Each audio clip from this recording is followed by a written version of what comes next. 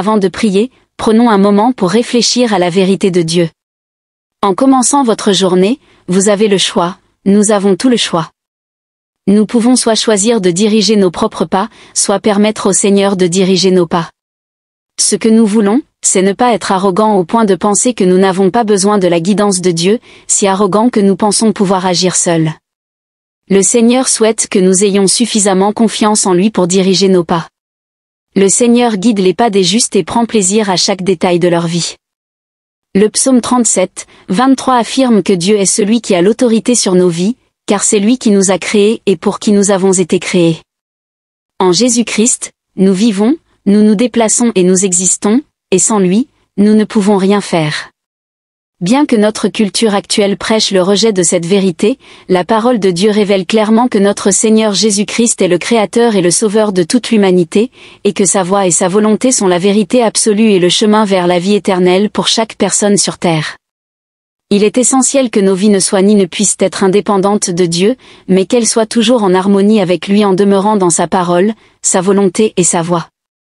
Nous devons prier et demander humblement à Dieu de diriger nos pas selon sa parole, afin de ne pas être submergés par le mal. Dans le psaume 119, verset 133, nous avons besoin de la guidance de Dieu pour diriger nos pas. Il arrive souvent que les multiples événements de nos vies nous poussent à solliciter son orientation pour prendre des décisions importantes, ce qui peut parfois nous immobiliser. Cependant, cette situation offre une excellente opportunité pour la gloire et la puissance de Dieu de se manifester dans nos vies. Dieu est toujours prêt à intervenir pour guider nos cœurs et nos esprits. Il est crucial d'être avec nous dans de tels moments, car la vie de chacun est différente et des décisions importantes peuvent être déterminantes pour différentes personnes. Peu importe ce à quoi vous êtes confrontés, tournez-vous toujours vers le Seigneur pour obtenir des directives. Il veut guider vos pas. Il connaît les décisions difficiles auxquelles vous êtes confrontés, il sait que vous n'avez pas les réponses et tout ce qu'il attend, c'est que vous lui permettiez de guider vos pas. Voici ce que dit le Seigneur, votre Rédempteur, le Saint d'Israël, je suis le Seigneur, votre Dieu, celui qui vous enseigne ce qui est bon pour vous et vous guide sur les chemins que vous devez emprunter. Le verset d'Isaïe 48, 17. Lorsque vous êtes confronté à des décisions importantes qui peuvent changer le cours de votre vie, priez et cherchez humblement le visage du Seigneur, en lui permettant de vous guider par sa paix qui surpasse toute compréhension en Christ Jésus, notre Seigneur et Sauveur. Rechercher la direction de Dieu pour guider nos pas révèle nos cœurs humbles qui acceptent la Seigneurie de Dieu dans nos vies. Nous abandonnons notre propre volonté et chemin pour demander à Dieu de faire sa volonté en nous, en discutant de la manière dont Dieu désire nous guider et nous diriger. Je pense aux Israélites et à la manière dont Dieu les a guidés après les avoir délivrés d'Égypte de manière puissante, avec des signes et des merveilles, alors qu'ils se dirigeaient vers la terre promise. La Bible dit que le Seigneur marchait devant eux sous la forme d'une colonne de nuée pour les guider pendant le jour et d'une colonne de feu pendant la nuit pour les éclairer, afin qu'ils puissent voyager de jour comme de nuit. La colonne de nuée le jour et la colonne de feu la nuit ne se sont pas éloignés du peuple.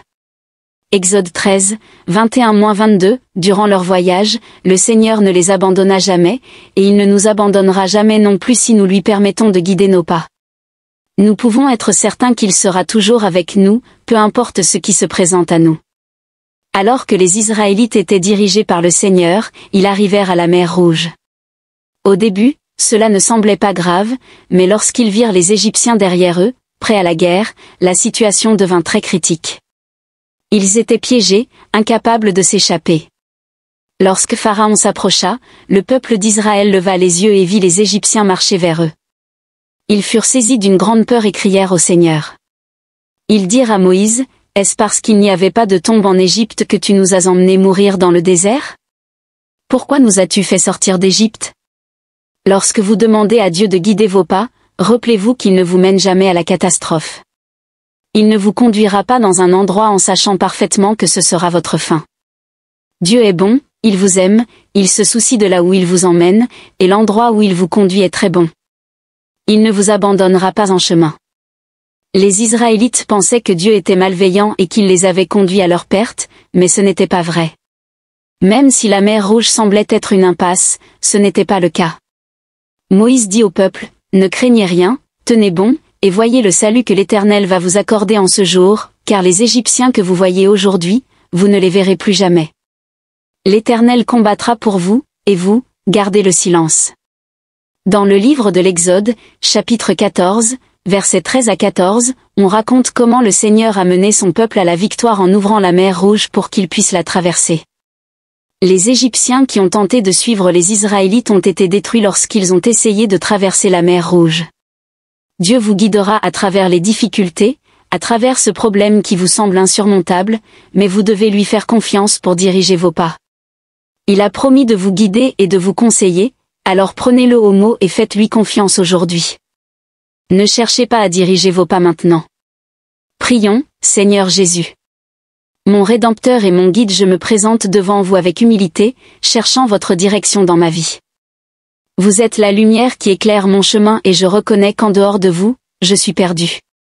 Je me rends en abandonnant ma propre compréhension et mes plans, sachant que vos voies sont supérieures, votre sagesse est parfaite et votre amour pour moi est incommensurable. Père, je confesse qu'à trop d'occasions, j'essaie de contrôler mes propres pas.